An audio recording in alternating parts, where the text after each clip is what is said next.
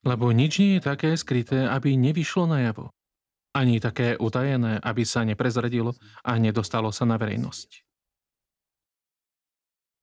Pamätáte si, že v Rusku Alatra označili za ukrajinskú sektu, projekt SBU americkú sektu, a na Ukrajine v tom istom čase označili za Rusku, Putinovskú sektu.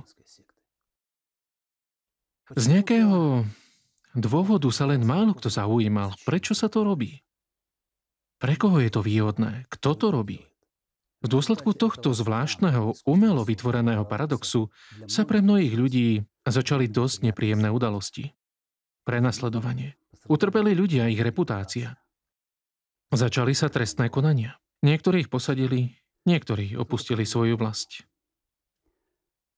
V dôsledku toho ma mnohí z vás ešte aj teraz podvedome vnímajú ako sektára. Proputinovského alebo amerického, jednoducho sektára. S vymitým mozgom. Je tak? Nebudem sa pred nikým obhajovať. Práve naopak. V tomto videu vám ukážem, ako vám, nie že vymili mozog, ale ako vám ho vypláchli. A hlavne, kto a ako to urobil. Ako obvykle, na základe dôkazov, vecne, bod po bode. Prišiel čas? Taktiež prišiel čas pomôcť bezpečnostným zložkám, odháliť rozsah, pomôcť vyšetrovacím orgánom. Táto séria videí je skôr pre vás. Najprv trochu z pozadia. Pre tých, ktorí ma vidia prvýkrát. Toto vyšetrovanie robím už viac ako rok a pol a je natočených 23 častí. A pred rokom a pol, poviem vám úprimne, priznám sa, keď som sa pozorne pozeral na tieto fotografie, naozaj som nevedel pochopiť, ako môžu mať títo bradáči z Racirs taký tajný vplyv, takú moc, také sofistikované metódy manipulácie a klamania, také účinné techniky ovplyvňovania vedomia más. Podarilo sa im, pekne povedané, vymyť mozgy celému Rusku. Podarilo sa im zaviesť vlastné pravidlá hry. Potom, postupne študujúc ich činnosť rok za rokom, fakt za faktom, postavu za postavou, sa obraz odkrýval viac a viac. Navyše, samozrejme, pomohol film Impact, ktorý vyšiel minulé leto. Plus Egon Čolakian, jeho video. Plus Dušan, jeho videá. Plus analýzy novinárov Act Files. Články vychádzajú pomerne často.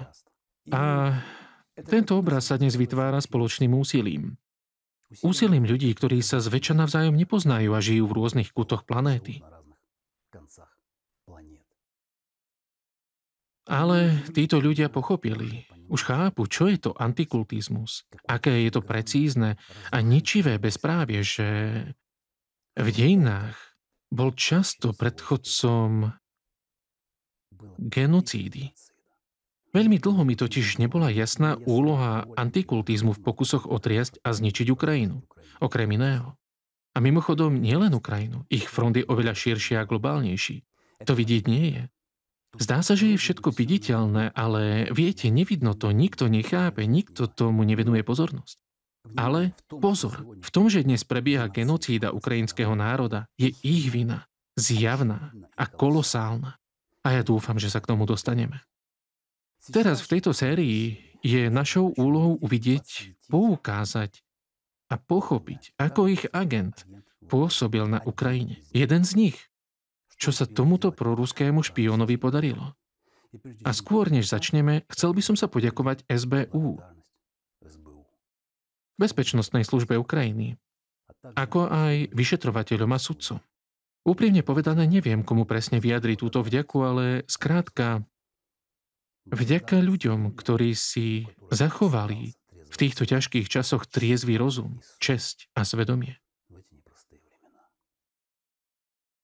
A hlavnou dnešnou správou je, že na Ukrajine bolo konečne začaté trestné stíhanie proti agentovi Racirs. Bolo mi povedané, že zatiaľ nie je vo verejnom registri, ale už je v registri, ktorý je dostupný právnikom. V sérii nasledujúcich videí sa pokúsime túto spleť rozmotať a objasniť tienisté zákutia. Pretože tu sa nejedná o článok 161, nie. Toto je čisto článok 111. Vlastizrada. Samozrejme, rozhodne o tom súd, samozrejme. Ale pokiaľ ide o mňa, veľmi dúfam, že dôkazy poskytnuté v týchto videách budú stačiť na to, aby sa rozhodlo správne a potrestali sa tí, ktorí dlhodobo pracujú v záujme agresorskej krajiny. A skôr, ako začneme analyzovať ruského špióna na Ukrajine, poviem, že o ňom máme dostatok materiálu. A zatiaľ neviem, ako to správne štruktúrovať a zverejniť, neviem ani to, koľko častí urobím. Aby ste pochopili, čo je Racirs, je to skôr pre vyšetrovateľov, a čo je Dworkin, na mojom kanáli je niekoľko videí. To však nestačí. Odporúčam vám, aby ste si určite pozreli film Impact a anglickú webovú stránku actfiles.org. Ako tam hľadať informácie? Jednoducho, do vyhľadávania zadáte slovo Dworkin a prechádzate článok po článku. Neviem, aké monštrum analytikov tam sedí, ale prehrabávajú sa v množstve informácií. A robia to profesionálne. Vyťahujú webové archívy, preverujú, analýzujú, zbierajú dôkazy. Rovnakým spôsobom môžete vyhľadávať informácie o Racirs, Ruská asociácia centier pre štúdium náboženstiev a siek. V Google nenájdete vôbec nič o Racirs, ani o Dworkinovi. Všetko je premazané, zamenené na popredných miestach vyhľadávačov. Zostali o nich len pozitívne informácie a podobne. A na Actfiles stačí zadať slovo Racirs a môžete čítať. Ja osobne neviem po anglicky, na čítanie používam prekladač v prehliadači. Predvídam logickú otázku. Prečo sme predtým mlčali, keď sme mali tieto informácie? Prečo sme mlčali? Ja som napríklad publikoval o činnostiach Dworkina a Racirs a za rok a pol som natočil 23 videí. V tom čase, ako sa na Ukrajine uskutočnilo asi 70 prehliadok. Chápete, nemohli sme hovoriť, po prvé, aby sme nezasahovali, a po druhé, aby sme neškodili. Teraz, keď je kauza otvorená, máme plné právo prehovoriť. To je všetko. Koniec úvodnej reči. Prejdeme k hlavnej časti. Irina Kremenovská je tajnou agentkou ruskej vplyvovej antikultovej organizácie Racirs. Dlhé roky vykonávala podvratnú činnosť na území Ukrajiny v záujme agresorskej krajiny Ruska. Stručne k životopisu. Právnička. V roku 2014 sa presťahovala z okupovaného Donecka do Kieva. Podľa niektorých nepotvrdených zdrojov v Donecku pracovala na polícii. No, našou prvou úlohou je osvetliť prepojenie Iriny Kremenovskej z Racirs, Ruskou asociáciou centier pre štúdium náboženstiev a siek, a poskytnúť dôkazy. Ďalej budeme skúmať činnosť zameranú na rozvrat národnej bezpečnosti Ukrajiny, konkrétne priestupky, trestné činy a taktiež poskytneme dôkazy. Pravdepodobne v tomto videu prejdeme mnohé body stručne, aby sme ho nenaťahovali, pretože podľa všetkého bude video veľmi dlhé a v ďalších sa budeme venovať podrobnejším informáciám. Vráťme sa trochu do histórie. V rokoch 2011 až 2018 mala Racirs na Ukrajine oficiálneho zástupcu. Bolo ním Všeukrajinské apologetické centrum, VAC, skratka, pri pravoslávnej cirkvi Moskovského patriarchátu. Centrum, pomenované po Jánovi Zlatoústom. Celkovo malo VAC podľa niektorých zdrojov asi 20 eparchiálnych centier. Ich webová stránka apologet.in.ua ukončila svoju činnosť v roku 2018. Vedúcim centra bol biskup obuchovský Jona Čerepanov a koordinátorom hnutia bol ruský agent, politický technológ, čierny politický technológ, separatista zo Záporožia Pavel Brojde, oficiálny agent Racirs. Ten istý Pavel Brojde, ktorý bol odhalený vďaka hackerskému úniku informácií Surkov Leaks, ak si niekto pamätá. Na webovej stránke Actfiles je rozsiahly analytický článok.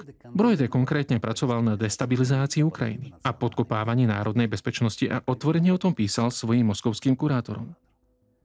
Určite sa k nemu neskôr vrátime, pretože na jeho príklade presne vidno, akú podvratnú prácu vykonávali agenti Racirs na Ukrajine.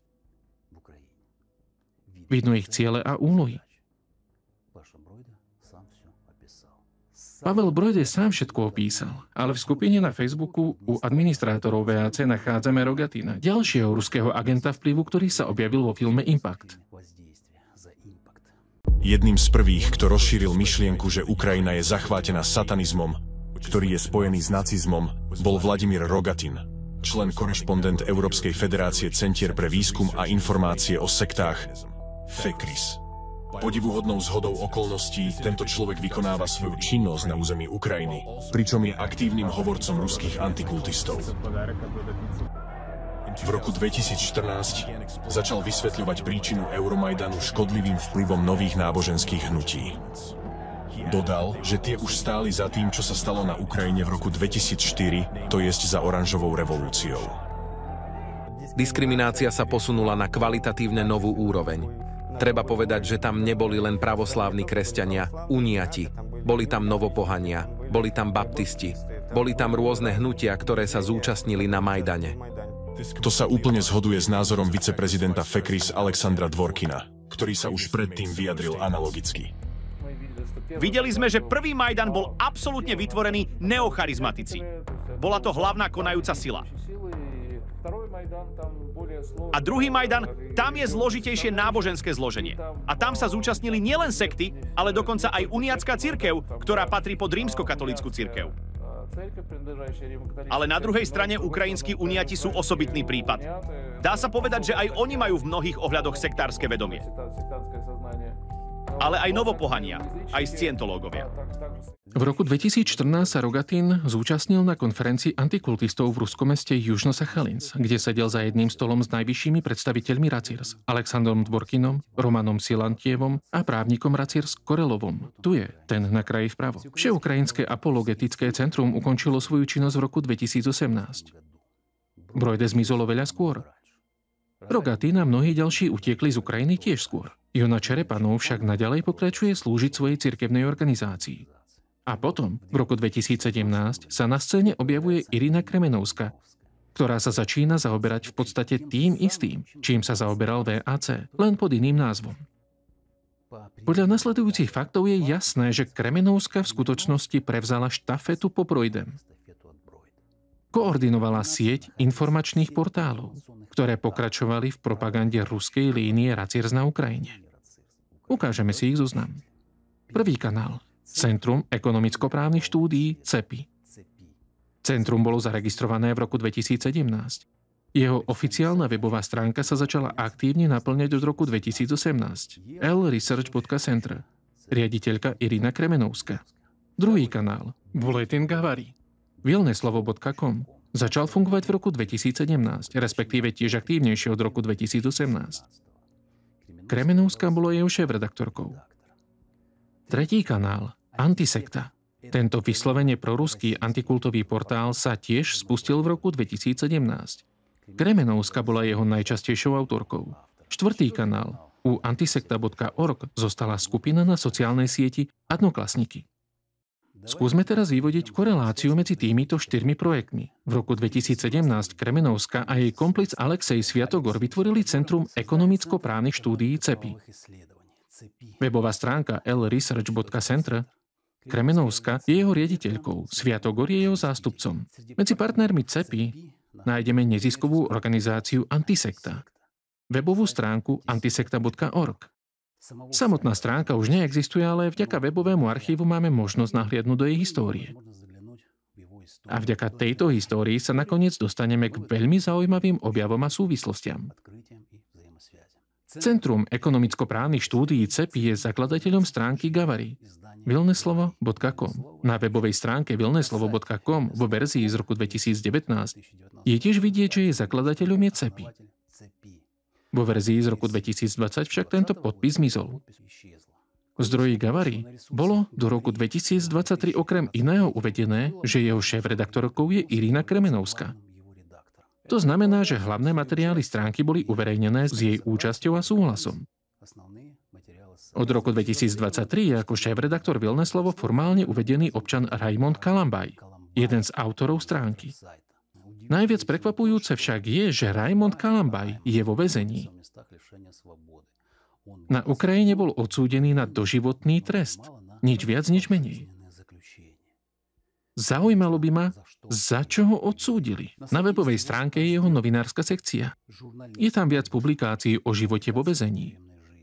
Alexej Sviatogor, Kremenovskej zástupca, vo svojom článku upozorňuje, že Kalambaj strávil za mrežami už viac ako 20 rokov. Otázka znie, ako sa takýto človek mohol stať šéfredaktorom projektu Gavary? A čo si teda od neho môžete vziať, keď už aj tak sedí na doživote?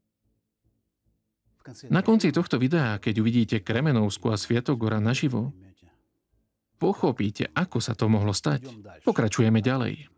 Všimnite si, že doména vilneslovo.com bola zaregistrovaná na meno Iriny Kremenovskej. Všetky tri projekty sú navzájom prepojené. Na stránke Vilneslovo sa objavili spravodajské kanály RSS, Antisekta a CEPI. Dokonca tam visel aj banner Antisekty. Tu je akoby všetko jasné, berúc do úvahy skutočnosť, že Kremenovská sa sama stavala do pozície aktívnej antikultovej aktivistky, dokonca vytvorila a zverejnila na svojej webovej stránke vilneslovo.com čierny zoznam siekt, čo je charakteristická ctižiadostivá črta prívržencov antikultovej ideológie. Pripomínam, že takéto čierne zoznamy kedysi vytvárali Walter Künneth v nacistickom Nemecku, Alexander Dworkin v Rusku na stránke irinej.ru a jeho prívrženec Konstantín Putnik z čeľabinskej pobočky Raciers. O ňom bol natočený samostatný diel. Tento bývalý pomocník v pekárni sa celkovo vyznamenal. Zaradil vedcov na čierny zoznam, medzi ktorými sa ocitol dokonca aj nositeľ Nobelovej ceny. Nasleduje zaujímavejšia časť, v ktorej odhalíme prepojenie Iriny Kremenovskej s ruskou organizáciou Raciers. Na stránke CEPI bol uverejnený článok, kde sa doslovne uvádzal citát z webovej stránky Alexandra Dworkina, Ruského centra pre religionistické štúdie v mene Ireneja z Lyonu, irinej.ru. Centrum oficiálne podporuje protiukrajinský postoj a koná v záujme RPCMP, Moskovského patriarchátu. Text citátu. Kritické myslenie je neoddeliteľným znakom slobody človeka. Nevzdávajme sa svojej slobody tak ľahko. Presne tá istá fráza bola zverejnená na webovej stránke Kremenovskej len v ukrajinčine. Jednak jednej. V roku 2018 bolo na stránke CEPI oznámené spustenie dlhodobého spoločenského projektu Slobodná myseľ, ktorý sa realizoval spoločne s Antisektou publikácie. Vyzývali občanov Ukrajiny, aby sa obracali o pomoc na Antisektu a navštívili túto stránku antisekta.org. A tu sú jej osobné výzvy. Poďme si ich vypočuť. Kremenovská sa obracia k Antisekte. A okrem stránky našej redakcie existuje ešte Antisekta. Knihu v elektronickej podobe si môžete stiahnuť na webovej stránke Antisekta. Odkaz nájdete v popise tohto videa. Prejdite na stránku a tam je tlačidlo Stiahnuť. Mimochodom, Antisekta to nie sú len partneri nášho Centra ekonomicko-právnych štúdií, ale aj jednoducho naši priatelia. Čo je to za trojského antikultového koňa? Antisekta.org je webová stránka ruskej propagandy, ideologickej podpory Raciers a Ruskej pravoslávnej cirkvi RPC. Poďme ju pozornejšie preskúmať. Analýza obsahu a štruktúra stránky presvedčivo dokazuje, že tento projekt bol faktickou reinkarnáciou Všeukrajinského apologetického centra Jána Zlatoústaho, bývalého oficiálneho zastupiteľstva Raciers na Ukrajine, zrušeného v roku 2018. Ktoré viedol už odhalený ruský agent Pavel Brojde. O ňom vám poviem v nasledujúcich dieloch. Tento príbeh si zaslúži, aby o ňom vedelo široké publikum. Na antisekta.org vidíme citáty Alexandra Dworkina aj citáty z jeho webovej stránky irinej.ru. Skrátka, ideologická a metodologická nadväznosť na Raciers. Najzaujímavejšie je tu však partnerská časť. Bojovníci proti sektám. Skutočný klenot, ako sa hovorí v Odese. Poďme sa tomu povenovať podrobnejšie, pretože to je už priamy dôkaz. Takže, prvou osobou je Viktor Jolkin, člen proruskej radikálnej strany. Lotyšská Ruská únia, na čele ktorej stojí známy proruský propagandista Andrej Mamikin. Viktor Jolkin v roku 2014 aktívne podporoval ruskú agresiu. Uvediem jeho protiukrajinské vyjadrenie. Viktor Jolkin je lídrom antisektárskeho hnutia v Lotyšsku, členom medzinárodnej antikultovej organizácie, v ktorej funkciu podpredsedu v rokoch 2009 až 2021 zastával sám Alexander Dworkin. A tu sú aj fotografie. Stoja vedľa seba Dworkin a Jolkin. Ak sa započúvame do Jolkinových slov, rýchlo pochopíme, že máme pred sebou typického papagája hovoriaceho antikultovým slangom adeptov Raciers. Na stránke Act Files sú uverejnené 2 články venované ruskej antikultovej stope v Lotyšsku. Uvediem. V roku 2018 Jolkin a Nikiforov zorganizovali v Rige medzinárodnú konferenciu FECRIS, na ktorej sa zišlo mnoho lídrov antikultového hnutia. Poďme si predsa len vypočuť vyjadrenia Viktora Jolkina. Citát. Poprvé je potrebné zaviesť do našej legislatívy pojem totalitná sekta. Pozor. A presne toto presadzovali na Ukrajine Pavel Brojde a Irina Kremenovská. Čítame ďalej. Mala by sa vytvoriť medzirezortná komisia expertov, pretože niektoré sekty a kulty sú registrované ako mimovládne organizácie. V zákone o mimovládnych organizáciách je potrebné posilniť kontrolu ich cieľov a úloh. Vyzývame všetkých politikov, aby verejne vyhlásili svoje názory a zámery. Hovorí Jolkin. Tu vyvstáva otázka. Hovorí to vlastnými slovami?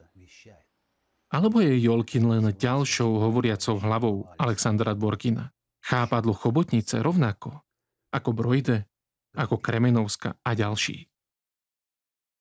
A všimnite si, už to vyzerá ako akási stratégia infiltrácie agentov Raciers do štátnych štruktúr iných krajín. Na čo im to bolo potrebné? Trochu odbočím. Odpoveď sa môže skrývať na povrchu. Ak sa to podarilo Dvorkinovi v Rusku, prečo nerozšíriť svoj vplyv pomocou takejto skrytej stratégie po celom svete? Ak sa pozorne pozriete na retoriku členov Raciers, pochopíte, že takmer všetci hovoria ako cez kopírku a konajú vyložene podľa jednej metodiky. Kto je však mozgom? Kto pre nich zostavil túto ideologickú metodiku? V roku 2009 sa Racier stal hlavou Rady expertov pre náboženskú expertízu pri Ministerstve spravodlivosti Ruskej federácie. Práve od tohto obdobia sa Rusko začalo odkláňať od demokracie smerom k represívnemu totalitnému režimu. Tento orgán, Rada expertov, sa stal faktickým arbitrom náboženského života v Rusku. Minister spravodlivosti Alexander Konovalov, ktorý bol mimochodom študentom Alexandra Dvorkina na Univerzite svätého Tichona, nielenže dosadil Dvorkina do čela, ale mu aj umožnil, aby si priviedol do rady svojich ľudí spomedzi antikultistov z Raciers. Navyše, Konovalov nečakane rozšíril právomoci tejto expertnej rady. Zamyslite sa. Rada antikultistov, na čele s človekom, ktorý mal v mladosti psychiatrickú diagnózu, sa stal hlavným inkvizítorom Ruska a bolo mu umožnené vyšetrovať činnosť, učenia, literatúru a náboženské rituály zaregistrovaných náboženských organizácií, vykonávať overovanie a posudzovanie hodnovernosti informácií. A dokonca pozor, predkladať Ministerstvu spravodlivosti odporúčania o tých alebo iných činnostiach. To znamená, dozorný poradný orgán poverený právomocami dávať Ministerstvu spravodlivosti odporúčania. Vysvetlím to ešte viac rozumiteľnejšie. Človek s maniakálnou túžbou označiť všetkých nežiadúcich ľudí za sektárov, všetkých nepravoslávnych za sektárov s cieľom ich zničiť, zavrieť do väzenia a vymazať z povrchu zemského, tak ako sa to dnes deje s Jehovovými svedkami a mnohými ďalšími. Takže tento maniak s chorou psychikou, xenofób, sa stáva mega-expertom, arbitrom, najvyšším sudcom, tajne určujúcim smer vývoja štátu, veliacim náboženstvám a osudom miliónov ľudí. Nepreháňam. Pozrite sa do histórie. V roku 2009 vypukol obrovský škandál. Religionisti a aktivisti za ľudské práva spustili otvorenú akciu, nie inkvizícii, a zozbierali 12 000 podpisov. Obracali sa na prezidenta, na ministra, ale úrady sa na nich jednoducho vykašľali. Už vtedy predvídali kolaps náboženskej slobody, začiatok represí a koniec demokracie. A tak sa aj stalo.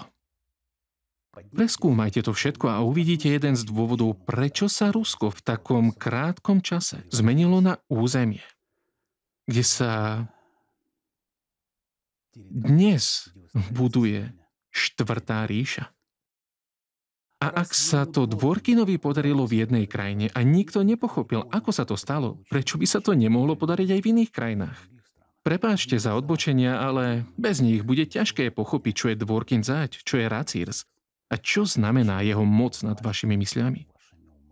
Veď oni zmenili legislatívu, prepísali ju tak, aby vyhovovala ich cieľom. Obišli svoju ústavu a strčili si ju do zadku. Okrem iného skreslili pravoslávie na nepoznanie.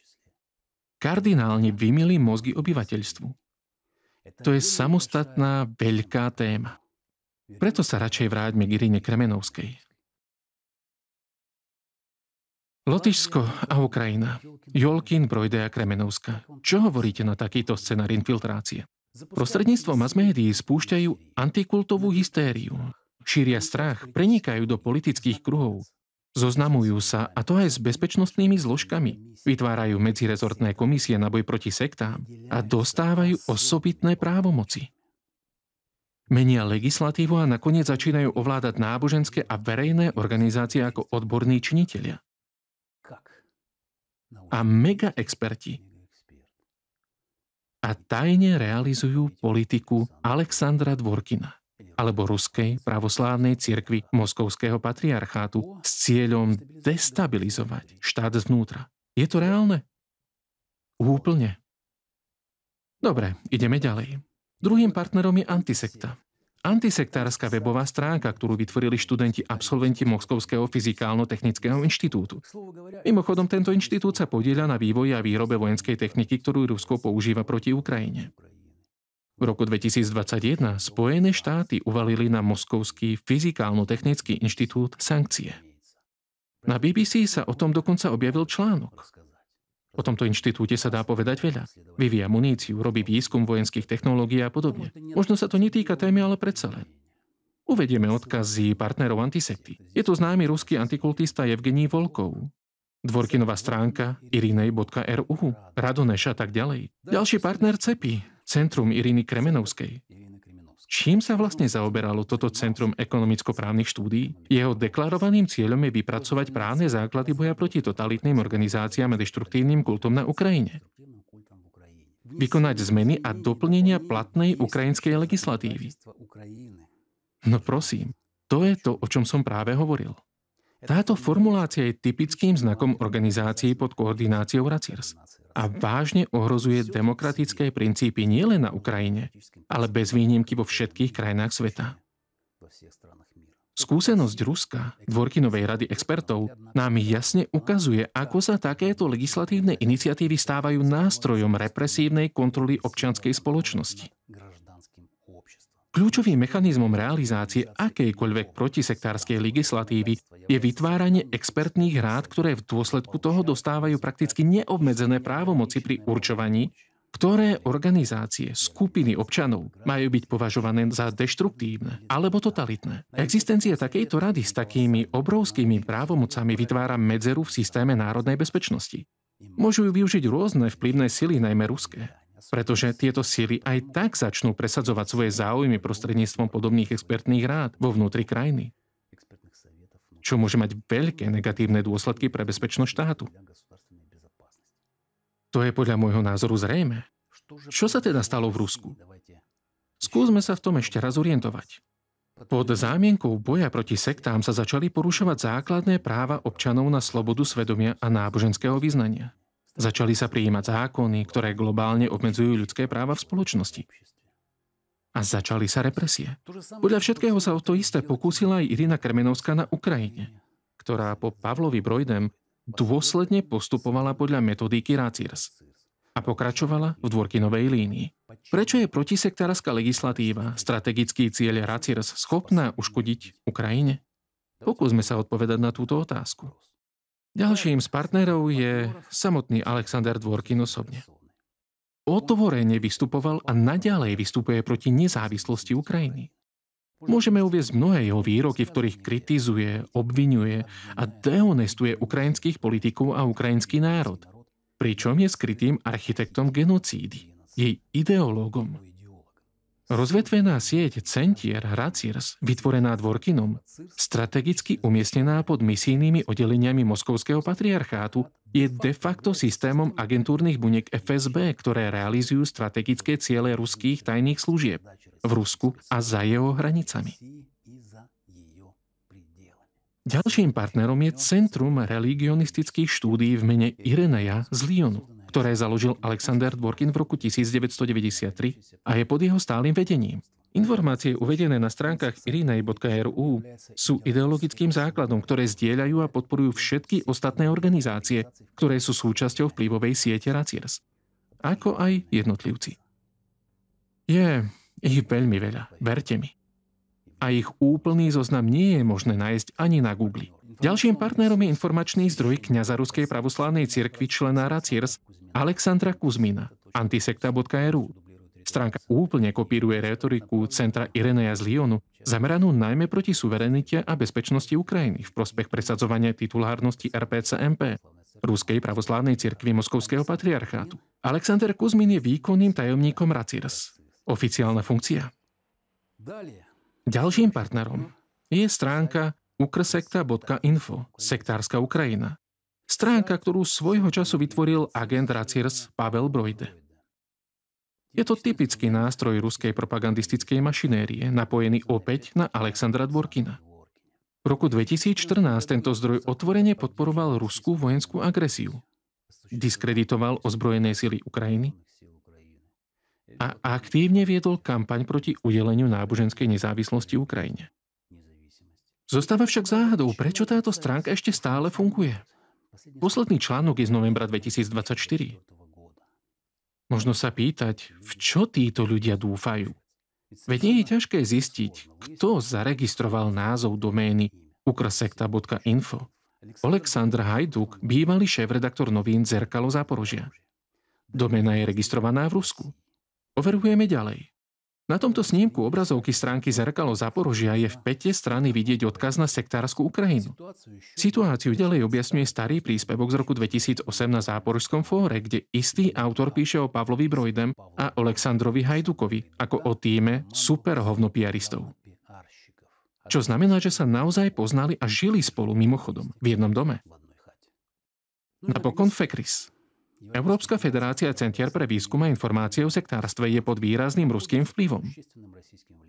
Alexander Dvorkin bol podpredsedom FECRIS celých 12 rokov.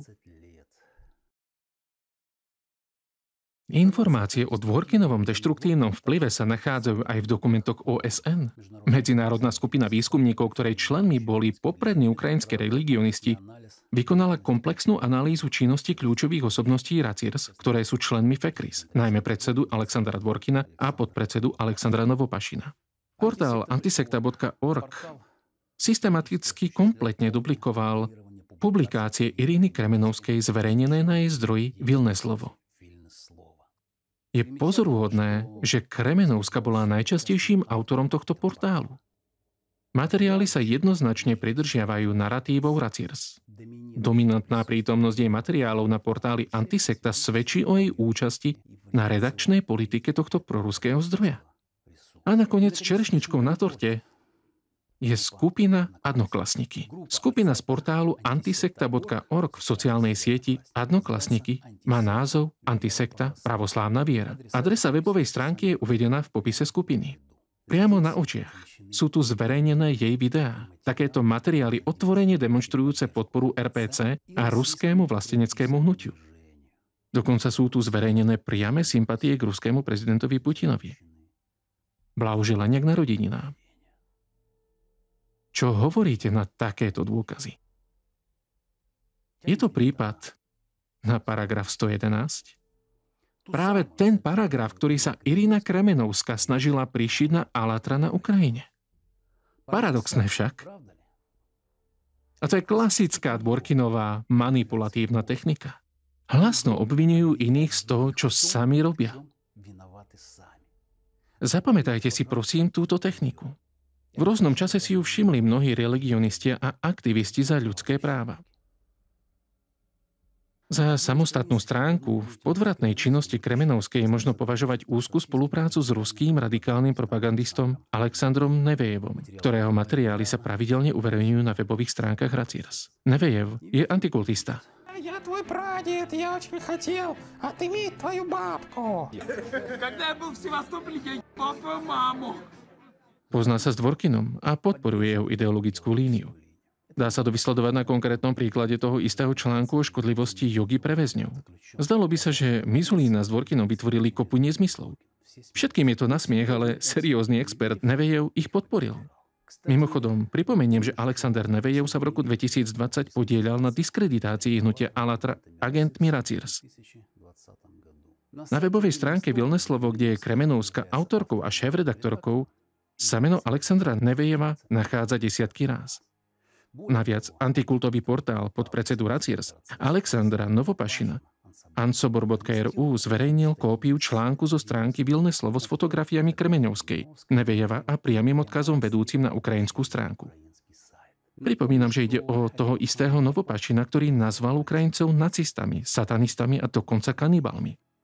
Tiež pripomeniem, že stránka misijného oddelenia Novosibirskej eparchie Ruskej pravoslávnej cirkvi arcibiskupa Alexandra Novopašina je druhou najdôležitejšou stránkou Raciers a práve na tejto stránke bol v roku 2022. A to teraz tam je zverejnený dokument s názvom Príručka pre ukrajinských občanov o organizovaní občianskeho odporu voči kievskej bábkovej vláde. Táto príručka je v skutočnosti praktickým návodom na vykonávanie sabotáži na Ukrajine počas invázie ruskej armády, teda priamym návodom na konanie v čase vojny. A skutočnosť, že tento informačný produkt bol propagovaný na oficiálnej stránke Raciers, nás ešte viac presvieča o tom, že misionári antikultisti nie sú len muži v čiernych šatách, sú to vojaci, adepti, agenti v službách svojho pána. Kto je ich pán, vedia oni lepšie.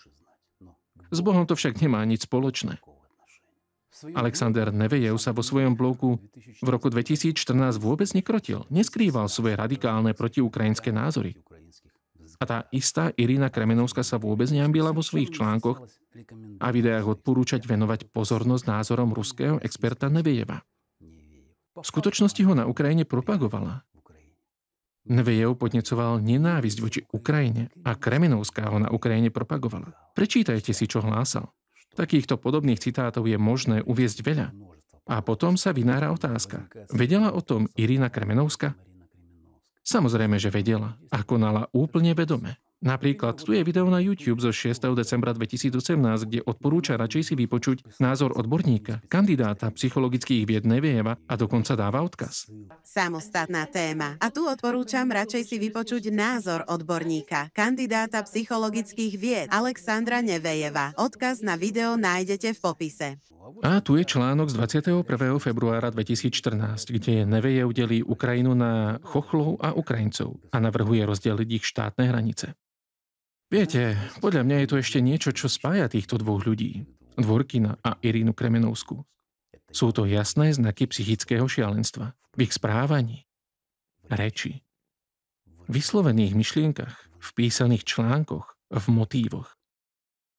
Veľmi dobre to vidieť, keď si človek číta časť Alatra, Tvorivá spoločnosť v druhom zväzku sektológie, totalitné sekty od Dvorkina a prakticky v každom článku na Vilné slovo, zverejnenom pod autorstvom Iriny Kremenovskej. Je to výsmech, slastné potešenia z ponižovania iných, sadistické sklony. Pravdepodobne to isté prežívajú maniaci, keď pomaly zabíjajú svoje obete a vyžívajú sa v ich tríznení. Ja osobne si ich pohnútky a konanie neviem vysvetliť inak. Ako by našli jeden druhého vďaka nejakým psychickým poruchám. Povedzte mi, môže normálny človek cítiť potešenie z ponižovania iných ľudí? Oni áno. Áno, je to vidno. Takže prípad ukončenia činnosti spoločenskej organizácie Alatra na Ukrajine bol na súde zrušený 4-krát. 4-krát o tom písala samotná Kremenovská na svojej stránke Vilné slovo.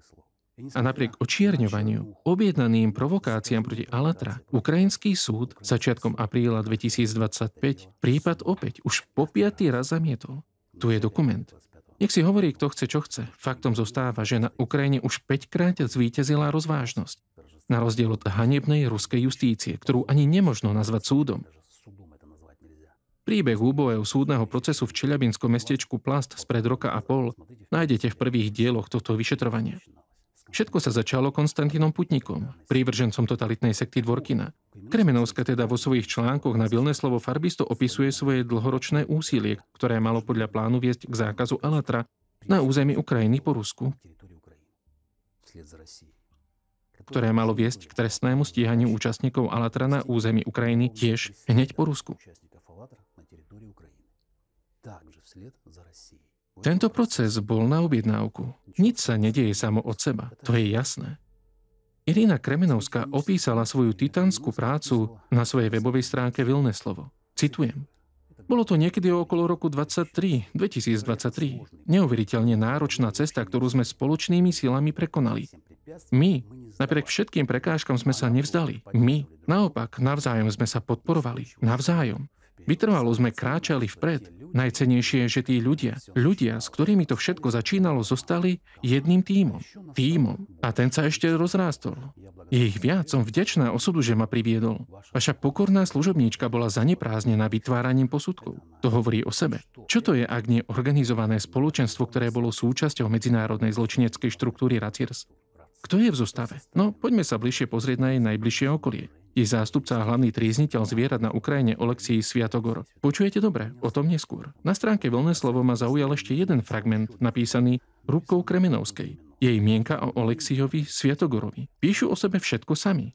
Citujem. Oleksij je ešte nebezpečnejší ako ja, zakladateľ kríz a tvorca kolapsov. A toto nie je len novinárčina, ale o mnoho viac. Oleksij nie je len môj partner. Je to architekt kríz a neľútostný osnovateľ pádov druhých. Táto práca je niečo viac než len novinárčina. Pýtam sa, čím sa títo dvaja vlastne zaoberali? To je tiež otázka pre vyšetrovanie. Pozrite sa ďalej. 8 rokov zaťažovala vyšetrovateľov SBU, prokuratúru a súdy. Ako by nemali nič lepšie na práci. A výsledok prehliadky podozrenia, zničenie reputácie, výsluchy tisícov účastníkov, problémy, stres, rodinné tragédie. Obetí sú tisíce. Čo si po tom všetkom zaslúžia? Teraz sa dostávame k hlavnej otázke. Čo motivovalo Kremenovskú a jej skupinu k tomuto dlhoročnému prenasledovaniu? Čo ju podnecovalo k tomu, aby 8 rokov v kuse prenasledovala organizáciu Alatra na Ukrajine? Obete, sektári, nebuďte smiešní. Žiadni nie sú. Pár urazených egoistov, ktorí očakávali, že za deň strávený v dobrovoľníckej organizácii im budú spievať ódy. Ak môžeš, pomáhaj, ak nemôžeš, neprekážaj. Prišiel si, odišiel si. Sloboda voľby. Aké problémy? Problémy majú len urazení. Chceš, rozprávaš o klimatickej hrozbe, skúmaš, nahrávaš videá, informuješ verejnosť. Nechceš, ideš, venuješ sa svojim veciam. Ja teraz verejním video a pôjdem sa venovať svojim veciam, zarábať si na živobytie. To je všetko. Vráťme sa však k otázke. Čo viedlo Kremenovskú k tomu, aby prenasledovala organizáciu Alatra na Ukrajine? 4-krát ju odbili a ona neprestávala tlačiť a tlačiť a tlačiť. Tlačila na všetkých. Ale ako to? Spýtam sa inak, kto to bude robiť roky zadarmo? Viem si predstaviť, aké boli finančné náklady, koľko času zabralo sledovanie programov, čítanie kníh. Písala posúdky, články na web. Cestovala za ľuďmi, spoznávala ich. 5-krát iniciovala súdne konanie. Viete si predstaviť, koľko času a peňazí to stojí? Poviem svoj názor. Zvyčajne to robia ľudia, ktorí sú veľmi dobre platení. Nikto to nebude robiť zadarmo. Je to nereálne. Najmä ľudia ako Kremenovská, Sviatogor. Videli ste ich naživo? Pre tých, ktorí dopozerali toto video, príde teraz prekvapenie. Vopred sa ospravedlňujem za kvalitu. YouTube nechcel zverejniť toto video, ale myslím si, že ukrajinská spoločnosť by to mala vidieť. Aby pochopila, či vôbec potrebuje takýchto členov. Сьогодні ми зібралися перед цим інститутом для того, щоб донести, що поруч з ними працює вбивця безжалісна жінка. Эта возмущенная толпа под институтом в Киеве хочет поймать и разорвать на куски всего одного человека. Уважаемую научную сотрудницу, которую обвиняют в безжалостном убийстве собак.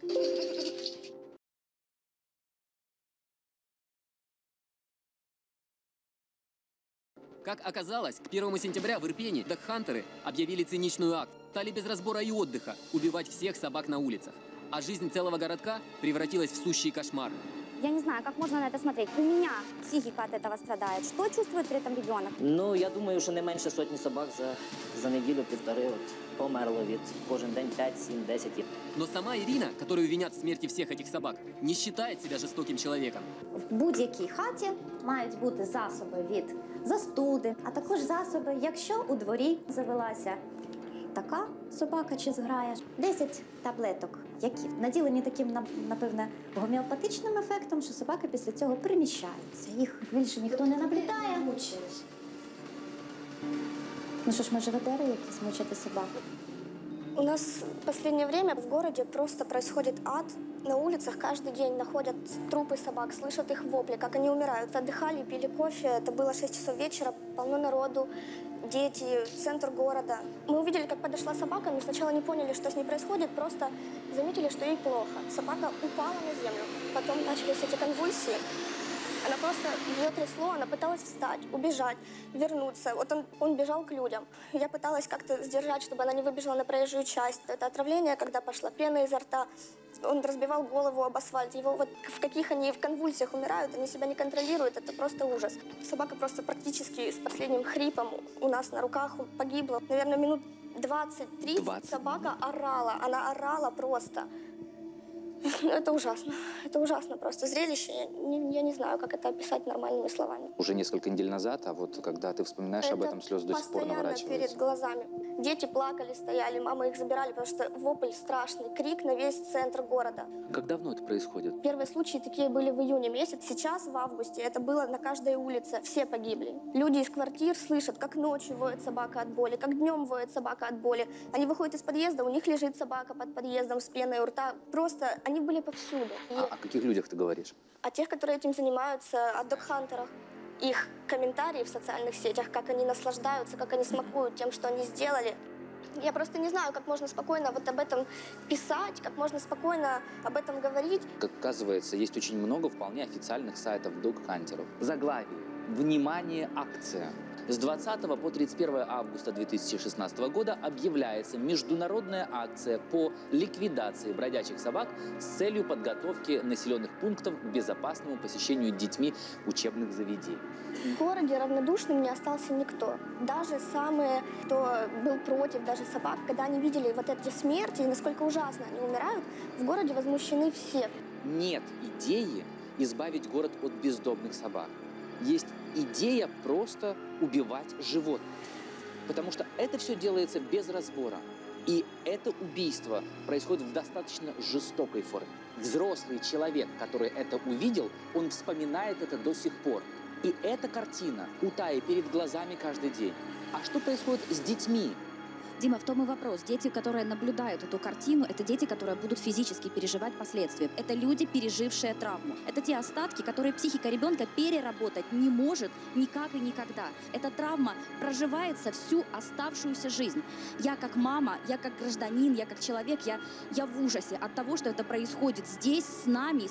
Я не могу себе представить, как я вот сегодня буду, сидя здесь, наблюдать вот эту особь, которая улыбалась с экрана и рассказывала про домашнюю аптечку. Мне сегодня, Дима, здесь сидеть невероятно тяжело. Если просто представить, что завтра всех собак они уничтожат, ну, учитывая их кровожадность, они не остановятся на собаках, они захотят пойти дальше. Будут чистить их от людей, которые как-то неправильно себя ведут на улицах, у которых нет определенного места жительства. Вот как бы ужасно это ни звучало, но определенная доля правды в том, что ты говоришь, есть. Это психологическая потребность издеваться над кем-то более слабым. Происходит оправдание, да, вот этой потребности в садизме. Садизм как явление, безусловно, это патология. Я абсолютно согласна с вами, что последуют потом бомжи, прошу прощения, последуют люди, которые будут некорректно себя вести и мешать. Это уже было. Все помнят историю днепропетровских маньяков, которые избивали людей молотками и снимали это все на видео. Когда стали расследовать их историю, оказалось, что они начинали с животных.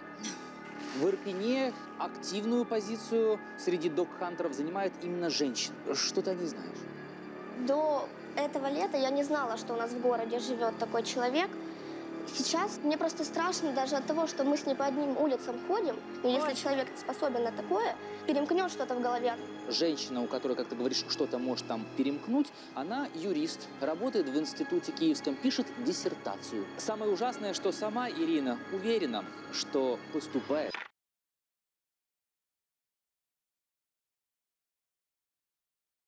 Ирина Кременовская. Здравствуйте. Доброго дня.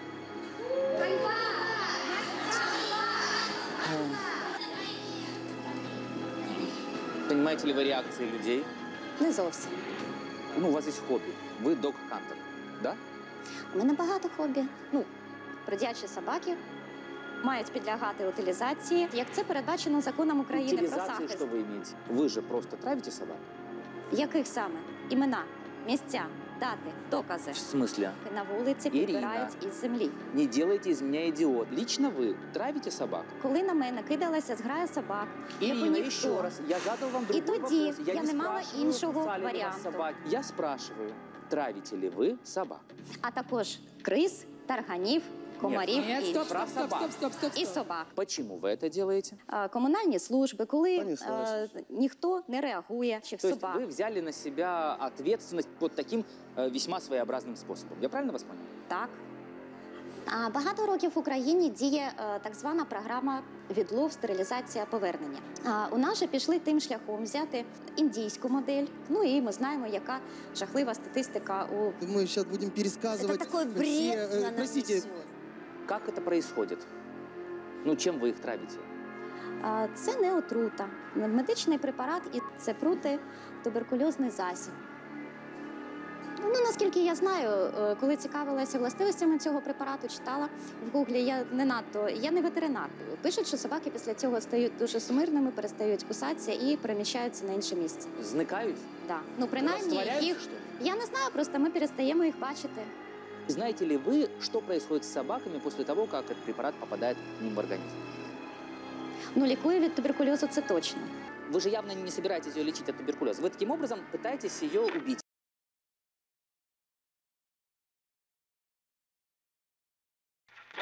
Ирина, я хочу попросить вас воспользоваться сейчас своей фантазией и попробовать описать, что чувствует биологический вид, который называется собака, в тот момент, когда он получает порцию того препарата, который вы ему предлагаете. Я гадаю, що відключаються нервові центри, відключається свідомість. Ну, стан подібний до ейфорічного. Що ви вкладаєте в це поняття? Неконтрольована рухова, можливо, активність, адже вони все ж таки стаї зникають, вони дійсно розбігаються. Вы упомянули о нервной системе. Скажите, пожалуйста, вы предполагаете, что у этого биологического вида есть такое явление, как боль? Біль відчувають абсолютно всі живі істоти. Так. Це сільськогосподарські тварини, котрих ми всі вживаємо у їжу. Це кури. Подождите, давайте не будем... Суть вопроса в другом. Если животное заболело неизлечимой болезнью, его несут в ветеринарную клинику, и там его усыпляют. Гуманно, да. У него нету вот того, что вы назвали... Эйфорических конвульсий, да. Чому немає? У ветеринарних клініках ці препарати, котрі використовуються для гуманного приспання тварин, вони справляють приблизно такий вплив, як і... Ну нет. Неправда. Некоторые люди говорят, что при попадании этого препарата в организм собака просто засыпает. Это не так. Собака мучится очень сильно. Потеря сознания, это нарушение координации движения, это блокировка центра дыхания, судороги, повышение кровяного давления. Иногда у них глазные яблоки аж Она специально захотела на это. как бы наливаются кровью. Это пена. Ну, очень страшная смерть. Ніколи не бачила таких випадків, щоб на вулицях Никогда собака десь Тогда билася в давайте я вам конвульсіях. покажу, чтобы вы посмотрели. Но пообещайте досмотреть это видео до конца, хорошо? Это похоже на эйфорию? Нет, вы туда смотрите. И это явно не то, что происходит в кабинете у ветеринара, когда он вынужден усыпить больное животное. Правда ведь? Ну, жодного разу не спостерігала за діями ветеринара, котрий А про вы тварин. Не за доводилося. своими действиями наблюдали? Каким образом собака перемещается? Как вы думаете? Жодного разу. А почему? Стоит же убедиться в том, попал ли препарат именно к собаке. Вдруг его кот съел? Или ребенок? Дитина підібрати аж ніяк не зможе, тому що кормління собак препаратом здійснюється виключно адресно, із руки у пащику. Вы лично с руки даете это конкретной собаке? Бродячий. Да, лично с руки даете.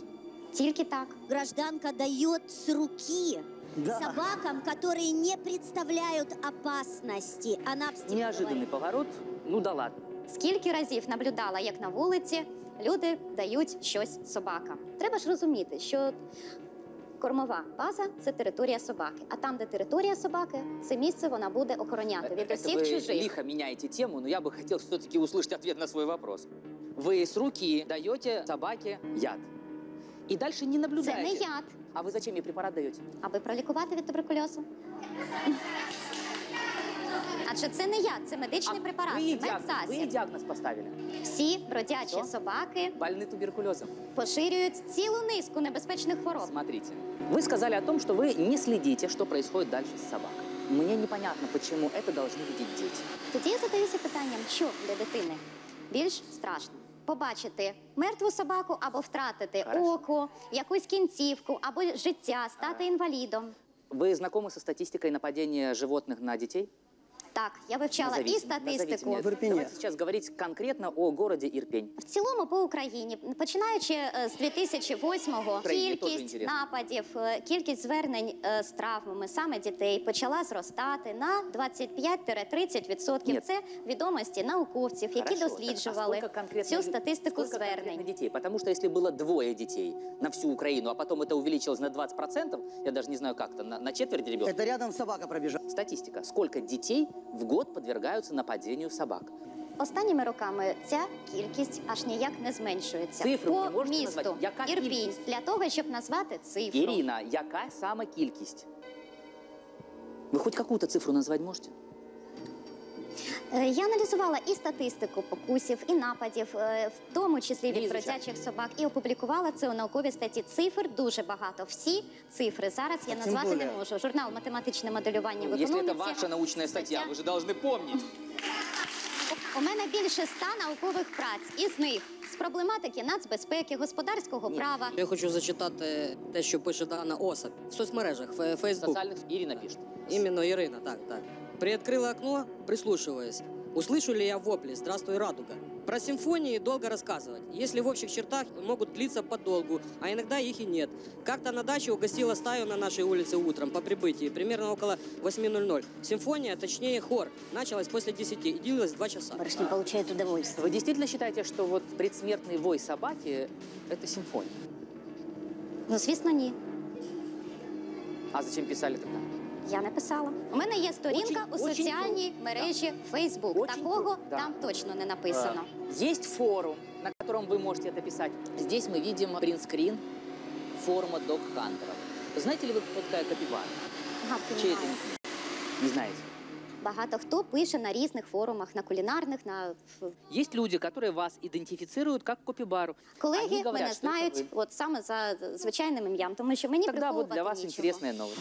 В 2015 году за защитникам удалось взломать форум, вредителям нет. Они передали нам переписку одного из пользователей с человеком, который на этом сайте называет себя главным догхантером Украины, Алексеем Святогором. И его сообщения дают веские основания предполагать, что Ирина Кременовская зарегистрировалась на форуме именно под именем Капибара. Боже, Дима, мне казалось, что страшнее, чем то, что ты показывал по телевизору, как умирает собака. Страшнее уже ничего нет. Но то, что мы видим в этой студии, оно еще страшнее и грустнее. Сидит молодая женщина и полностью отрицает все, что люди добывают на протяжении 1000 лет. Любовь, понимание друг друга, тепло. Как вы для себя объясняете вот происходящее? Если вы, вроде как бы делаете дело благое, откуда столько негатива в ваш адрес? Звідки стільки негативу? Звідти, що воно штучно нагнітається. Догхантерів ненавидять не стільки за потрави бродячих собак. Догхантерів ненавидять за позицію якраз обґрунтування неприпустимості перебування цих зграй на вулицях, у школах, садках. То есть вы хотите сказать, что все вот эти вот люди, они идиоты и не понимают, что бродячие собаки на детской площадке – это зло?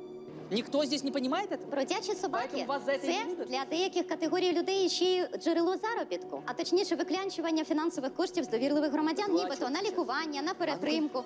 Так чому вони на вас зляться? Тому що ми ламаємо їхні схеми, особливо щодо... У кого из присутствующих здесь есть схема? Ну вы что? Нет, Ирина, действительно, вы как-то уже...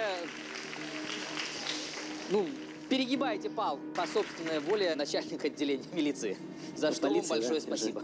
Конечно, я сожалею о том, что статья 299, она настолько лояльна к таким людям, неправильное слово, да, на самом деле. Да, я человек не эмоциональный, но у меня такая работа, но тем не менее тяжело сдержать эмоции. Мы сейчас смотрим на этих, дог-хантеры. Зачем мы их называем дог-хантерами? Во-первых, это больные социопаты. То, что мы сначала смотрели, и у нас было ярое отрицание, а теперь мы уже готовы это обсуждать, это и есть проблема общества, которая также известна как окно Овертона, когда мы те вещи, которые который мы не воспринимаем социумом абсолютно, потом в дальнейшем оно внедряется, о нем уже начинают говорить, и вот эти больные особи, они этим восхищаются. То есть они говорят, они узнаваемые, это все, это проблема. То есть мы уже говорим о них как о док-хантерах, да, ну какие они док-хантеры? То есть это живодеры, это там садисты, это социопаты, вот это правильные слова на самом деле. Люди, которые таким образом получают колоссальное внимание сейчас, они получают страдания, они получают садистическое удовлетворение, практически сексуальное. Главный живодер страны Алексей Святогор. Добрый день.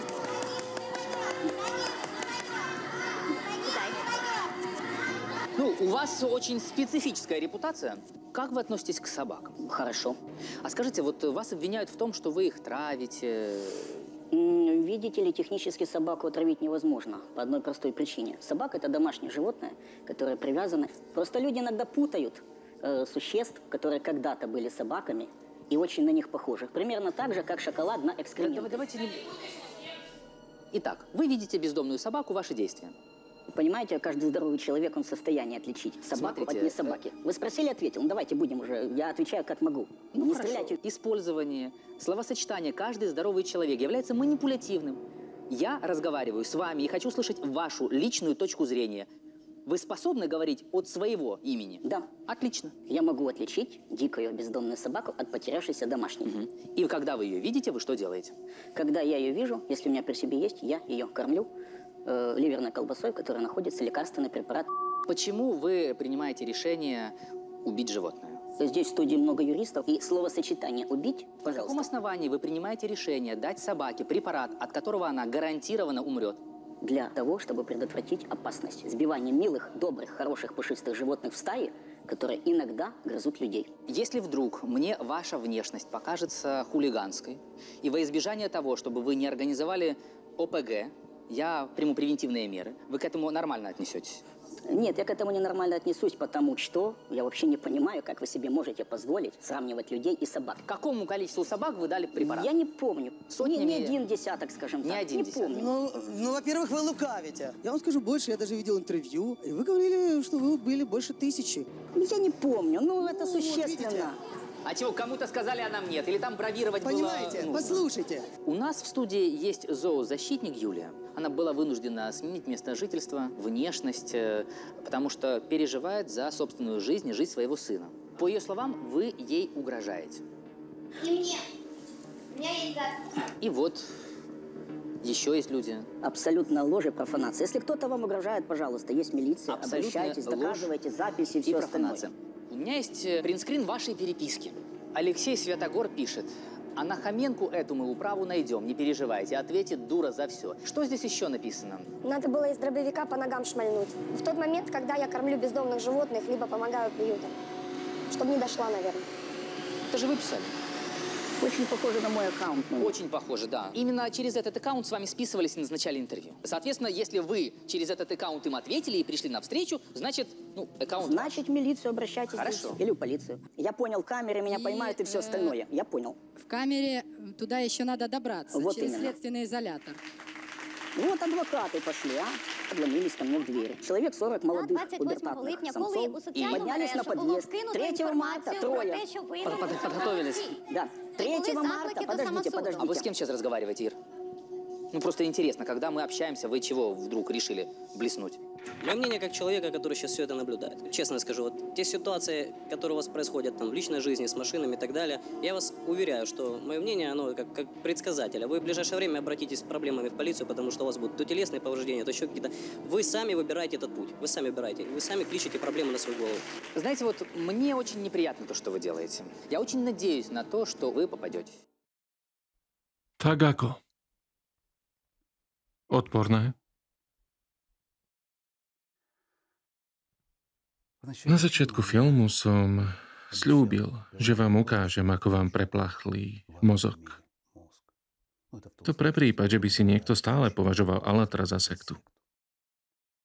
Vidíte, že 7, 8, 10 rokov títo pometenci dokazovali ukrajinskej spoločnosti, že Alatra je strašná totalitná sekta. Kto by ich počúval, poviete si však? Veď je nepríčetná. Nepríčetná. O 7 rokov neskôr sa táto fúria objavila v odhaľujúcej relácii, ktorá bola odvysielaná na centrálnych televíznych kanáloch. Projekt ukrajinskej senzácie. V akej úlohe? Ako mega-expert. Z Marys Alatra je v šoku aj sektologička Irina Kremeňovská, ktorá takmer 10 rokov študuje činnosť tejto organizácie. A práve Irina jednou svojou vetou nás priviedla k rozlúsknutiu najdôležitejšej záhady. Kto je vlastne skutočný boh Alatra? Od samého začiatku mohli dostávať nejaké financovanie z Ruska. Čo? Alatra a Rusko? Sama Irina. Ona sama jednou vetou priviedla novinárov k odhaleniu. Čo ste to, kurva? Ruská agentka Racirs Irina Kremenovská vysrala Ukrajincom na hlavy ruskú propagandu. Element dvorkinského vplyvu na podvedomie. Mnohí tomu naleteli a spoločne zatlieskali.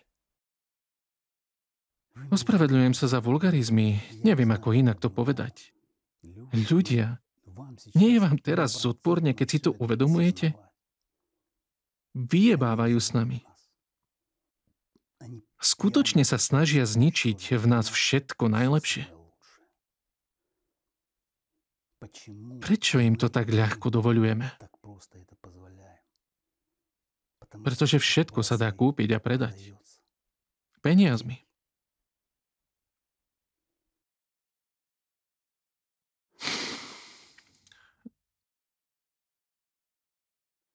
Na záver ponúkam úryvok z videa Egona Čolakiana Sibír, kto získa zo zničenia polovice sveta. Je to doplnok a ešte zrozumiteľnejšie vysvetlenie tejto témy. A práve to je mimoriadne dôležité. Dvorkinova sekta a jej globálni operatívci sú v skutočnosti ľahko identifikovateľní. Používajú rovnakú rétoriku, opakujú tie isté naučené frázy a uplatňujú rovnaké metódy psychologickej manipulácie. Od hypnotických techník až po bezostyšné lži, a to všetko maskované ako pravda.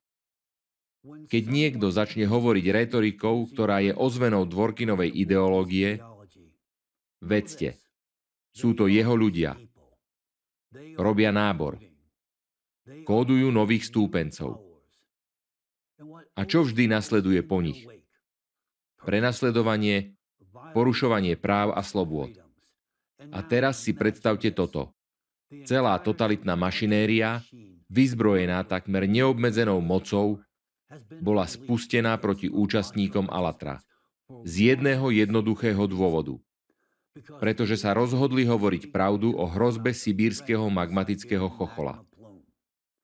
Dvorkin a jeho stúpenci nasadili celú silu svojej sekty, všetky spojenia, všetky páky vplyvu, aby najprv zdiskreditovali účastníkov Alatra a vedecké údaje, ktoré predložili. A to nie len v Rusku, ale aj na Ukrajine a vo všetkých európskych krajinách. Po tejto organizovanej kampani očierňovania bola v roku 2023 Alatra na Dvorkinov príkaz vyhlásená v Rusku za nežiadúcu organizáciu. Bývalí účastníci čelili raziám, trestnému stíhaniu na základe sfalšovaných vedeckých posudkov, výsluchom zahŕňajúcich mučenie a trestom odňatia slobody. Pod týmto tlakom boli stovky bývalých účastníkov Alatra nútení utiecť z Ruska. Medzi tým začala Dvorkinova sekta používať rovnakú príručku na Ukrajine.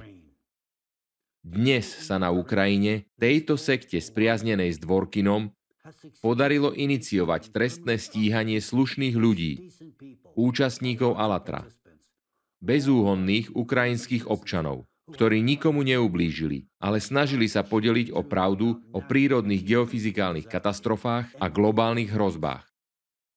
Títo ľudia sú teraz terčom obžaloby vo vykonštruovaných trestných prípadoch, ktoré zorganizovali Dvorkinovi sektári. Sú prenasledovaní rovnakou taktikou, akú použili v Rusku. A to všetko vykonávajú prívrženci Dvorkinovej sekty.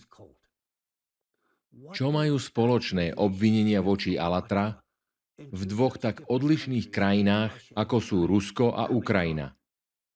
Všetkých, ktorí sú spojení s Dvorkinovou sektou, možno jednoznačne identifikovať podľa ich jednotnej ideologickej, metodologickej a lingvistickej šablóny. Spoliehajú sa na rovnaké agresívne vytrvalé techniky manipulácie a potláčania. A keď raz spoznáte ich rukopis, je jasné, že hanlivé naratívy, tvoriace základ obvinení voči hnutiu Alatra v Rusku aj na Ukrajine, sú identické. Doslova sa navzájom zrkadlia. To nemôže byť náhoda. Je to znak jediného centralizovaného zdroja, ruky Dvorkinových sektárov. Tie isté osoby, ktoré v Rusku vykonštruovali obvinenia proti účastníkom Alatra, pokračovali vo svojej práci na Ukrajine a teraz vedú rovnakú ohováračskú rétoriku v rámci kampane v celej Európe. Ten istý príbeh očierňovania, rovnaká taktika, tie isté metódy, ktoré Dvorkin a jeho stúpenci dlho praktizovali. A práve teraz sú tieto metódy nasadené proti Alatra na Ukrajine. A my to jasne vidíme z Ameriky. Preto je potrebné položiť si otázku. Sú si toho zodpovedné úrady na Ukrajine skutočne nevedomé? Alebo sa jednoducho rozhodli to nevidieť?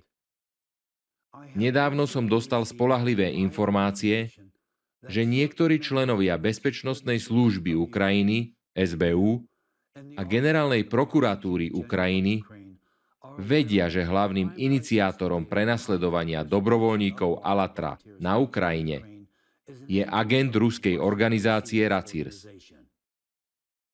Preto kladiem len jednu logickú a nevyhnutnú otázku. Ako je možné, že proti tomuto agentovi ruskej Racirs nebolo začaté žiadne trestné vyšetrovanie? Nie je zrejmé, že ten istý prípad, ktorý tento agent inicioval proti účastníkom Alatra na Ukrajine, obsahuje až do najmenších detailov obvinenia zjavne podobné tým istým vykonštruovaným trestným obvineniam, ktoré sa vedú v Rusku.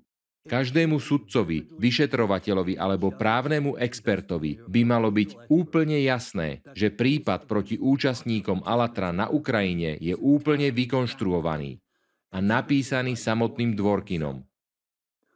Prečo my tu, v Amerike, jasne vidíme tieto manipulácie Dvorkinových sektárov, ktoré sa odohrávajú na Ukrajine, ale vy vo svojej vlastnej krajine nie? Hovorím priamo k ukrajinským spravodajským službám, poslancom Verchovnej rady, vedeniu krajiny a k samotnému prezidentovi Zelenskému. Prečo tento agent Dvorkina, známy svojim dlhoročným prenasledovaním hnutia Alatra na pokyn Racirs, stále nie je pod vyšetrovacím dohľadom? Prečo je stále hlavným žalobcom v prípade postavenom výlučne na jeho vlastných subjektívnych úsudkoch? Tento Dvorkinov stúpenec sa verejne priznal, že sa na hnutie Alatra zameriaval viac ako 5 rokov. Navyše, jeho rétorika a ideológia priamo kopírujú doktríny Dvorkinovej totalitnej sekty. A prípad, ktorý inicioval proti účastníkom Alatra, obsahuje obvinenia, ktoré sú do najmenších detailov totožné s tými, ktoré sa použili v Rusku. Nestačí to na rozpoznanie vplyvu skrytej sily v ukrajinských vyšetrovacích a bezpečnostných inštitúciách? Vy úprimne neviete, kto je táto osoba? Alebo sa len tvárite, že to neviete? Okrem toho je každému sudcovi, vyšetrovateľovi alebo právnemu expertovi jasné, že prípad proti účastníkom Alatra na Ukrajine je úplne vykonštruovaný. Nenaznačuje to, že skrytá sila, ruská paralelná mocenská štruktúra, teraz pôsobí za ukrajinskou vládou a neustále rozširuje svoj vplyv na Ukrajine, pričom používa rovnakú metodiku, akú kedysi používala v Rusku. V Rusku už získala obrovský vplyv. A teraz sa na Ukrajine pohybuje rovnakou cestou. Postupuje za chrbtom vašich vlastných zákonodarcov a vťahuje ich do prenasledovania Alatra.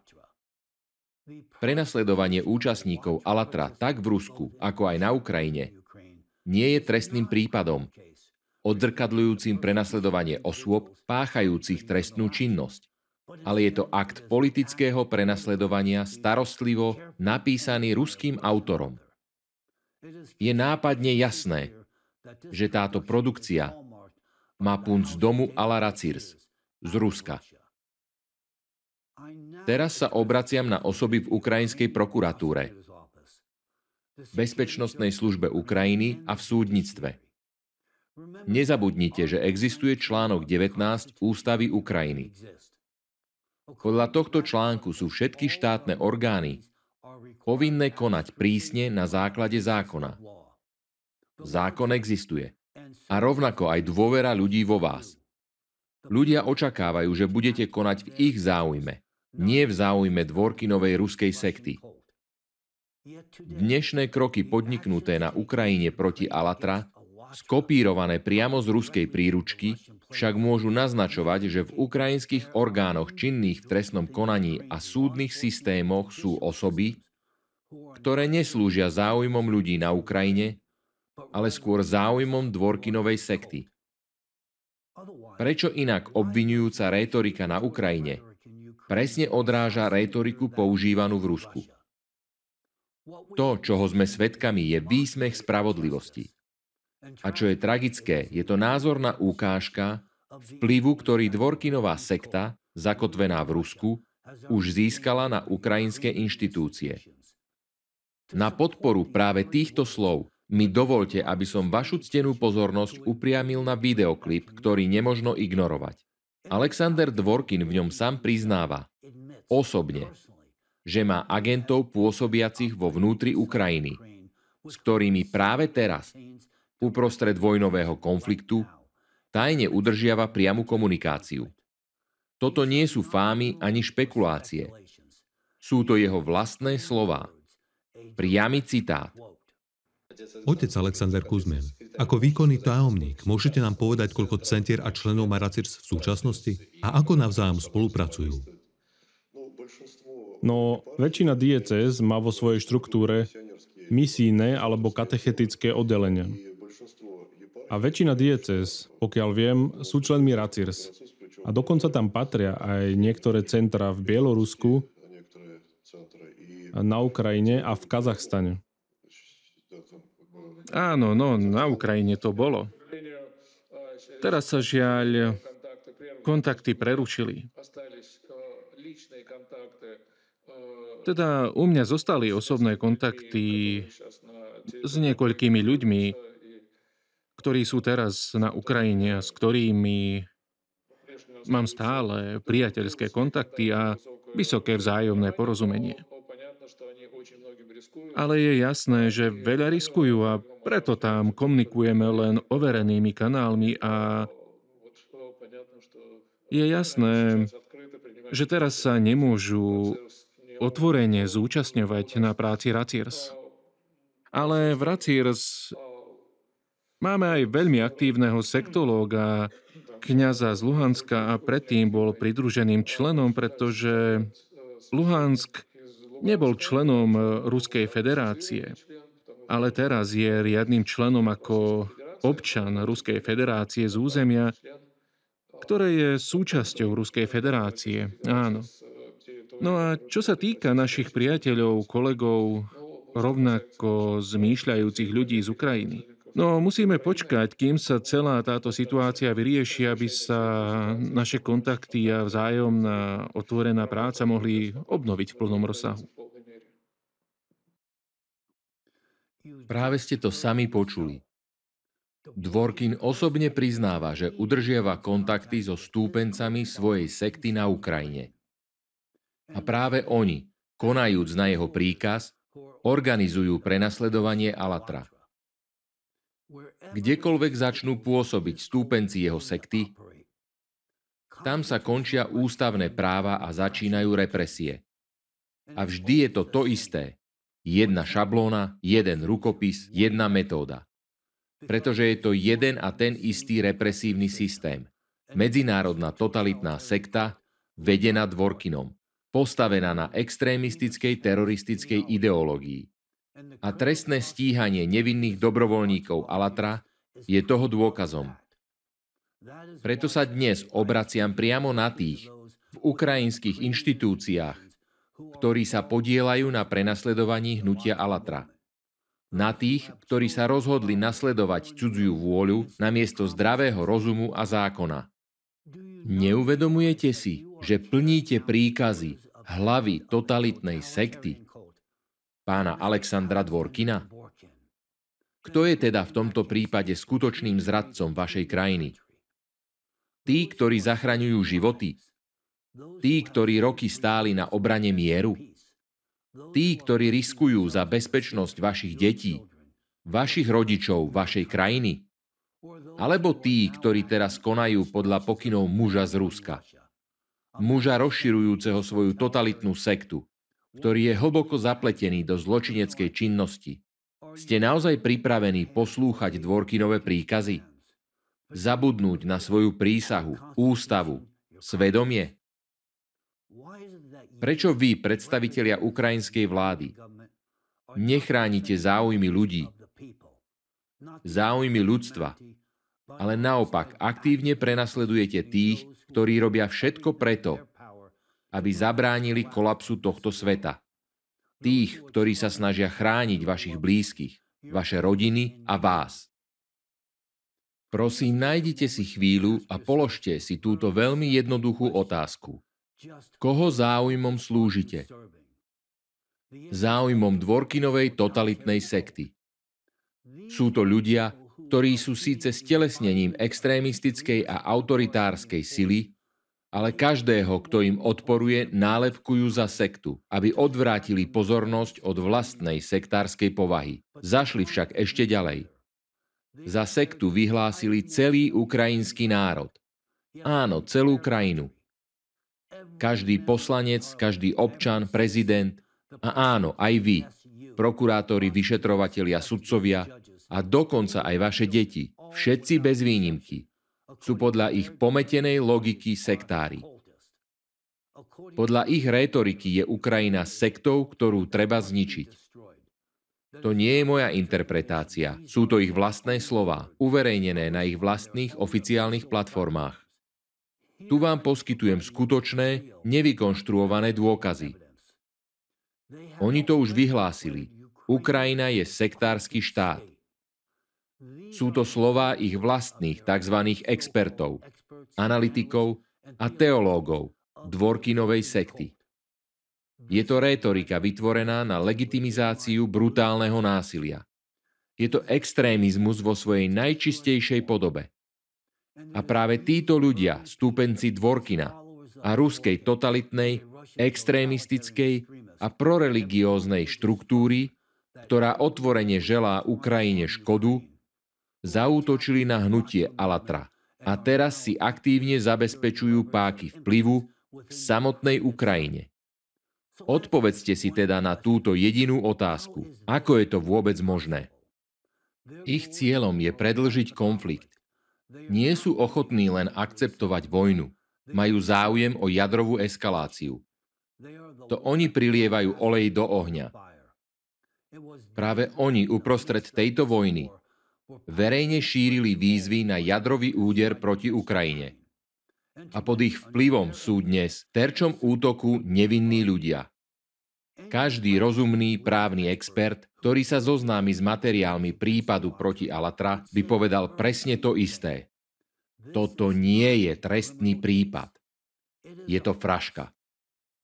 A tento výmysel má jasný cieľ. Politické prenasledovanie.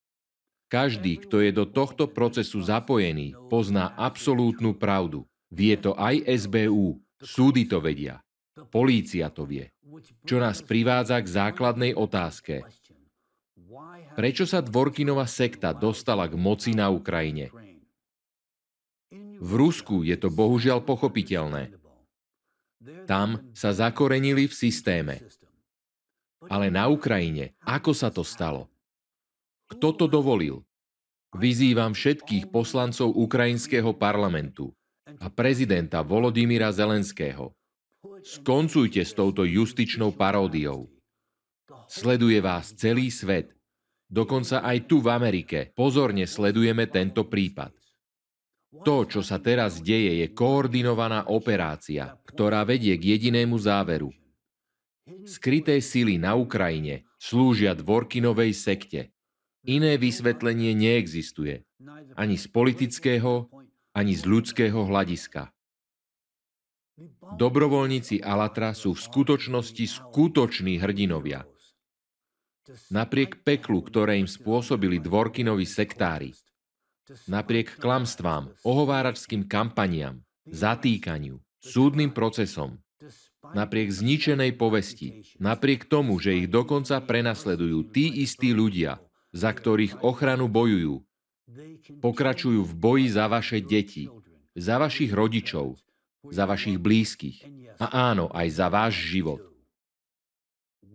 Prečo sa neobjavila žiadna reakcia na to, že sú stíhaní na základe vykonštruovaného prípadu?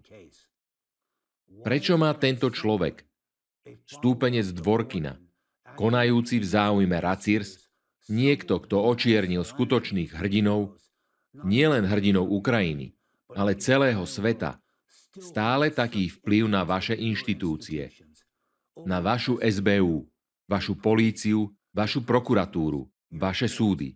Prečo?